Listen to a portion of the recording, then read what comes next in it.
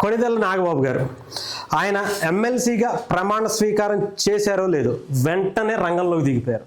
అది కూడా తన పార్టీకి పవన్ కళ్యాణ్ గారికి అండగా నిలిచినటువంటి పిఠాపురంలోనే ఆయన మొదటి పర్యటన చేశారు.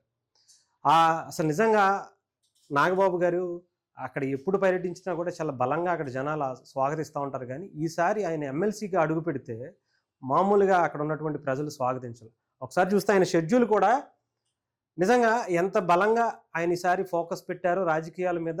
అది కూడా ఎమ్మెల్సీగా వచ్చిన తర్వాత అధికారికంగా ఆయనకి చాలా అవకాశాలు ఉంటాయి. దాన్ని ఆయన వినియోగించుకోవడం కోసం, ప్రజలకు ఉపయోగపడేటువంటి కార్యక్రమాలు చేయడం కోసం, ముఖ్యంగా పిఠాపురంలో పవన్ కళ్యాణ్ గారు వెళ్ళట్లేదు అని చాలామంది అనుకుంటున్నారు. కానీ నాగబాబు గారు ఎప్పటికప్పుడు గతంలో కూడా ఆయన రాష్ట్రం అంతా పర్యటనలు, ఎలక్షన్ టైంలో కూడా పర్యటనలు చేసినప్పుడు నాగబాబు గారు మాత్రం అక్కడే ఉండి ఆ పిఠాపురం నియోజకవర్గాన్ని చాలా బలంగా అక్కడ ఉన్నటువంటి సమస్యల మీద, అక్కడ ఉన్నటువంటి నియోజకవర్గ నాయకులతో అందరితో కూడా ఎప్పటికప్పుడు మాట్లాడుకుంటూ ఎలా గెలిస్తే ఎలా గెలవాలి, దానికి సంబంధించినటువంటి గెలుపు ఏదో ఒక విధంగా గెలవచ్చు, కాకపోతే ఒక నిజాయితీగా గెలవాలి, దాంట్లో కూడా ఒక బలంగా గెలవాలి, పవన్ కళ్యాణ్ గారు అసెంబ్లీలో అడుగు పెట్టాలనే ఉద్దేశంతో నాగబాబు గారు చాలా బలమైనటువంటి ప్రణాళిక సిద్ధం చేసుకుని అక్కడ ఉన్నటువంటి పరిస్థితి. అలాంటిది ఆయన వెళ్ళటమే పిఠాపురంలోనే ఒక అన్నా క్యాంటీన్ ఆయన ప్రారంభించారు. అలాగే ఎంఆర్ఓ ఆఫీస్ను కూడా ఆయన ప్రారంభించారు. మిగతా షెడ్యూల్ కూడా ఒకసారి మీకు చూపించే ప్రయత్నం చేస్తాను.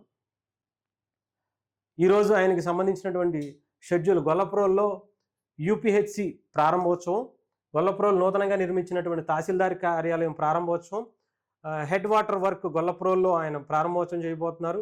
అలాగే అన్నా క్యాంటీన్ ప్రారంభోత్సవం 11:45కి, అలాగే పిఠాపురంలో ఇంటిగ్రేటెడ్ సోషల్ వెల్ఫేర్ గర్ల్స్ హాస్టల్ని ప్రారంభోత్సవం, దీనికి సంబంధించి ఎల్పిసి పంపిణీ కూడా, అలాగే సిఎంఆర్పిఎఫ్ చెక్కులు కూడా జనసేన పార్టీ కార్యాలయం చెబ్రోల్లో ఉన్నటువంటి పవన్ కళ్యాణ్ గారి ఇంటి దగ్గర ఆయన అన్నీ కూడా కార్యక్రమాలు చేయడం.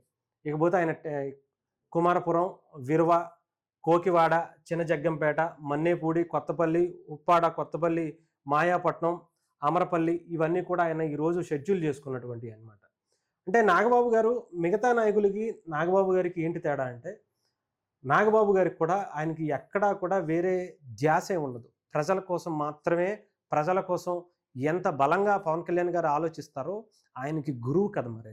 నిజంగానే అంటే ఆ గురువు అన్నదాన్ని నేను ఎందుకు అంటున్నానంటే, పవన్ కళ్యాణ్ గారిలో ఎంత ఉన్నతమైన ఆలోచనలు కలిగించడానికి నాగబాబు గారు ఆయన చిన్నతనంలో ఇచ్చినటువంటి సూచనలు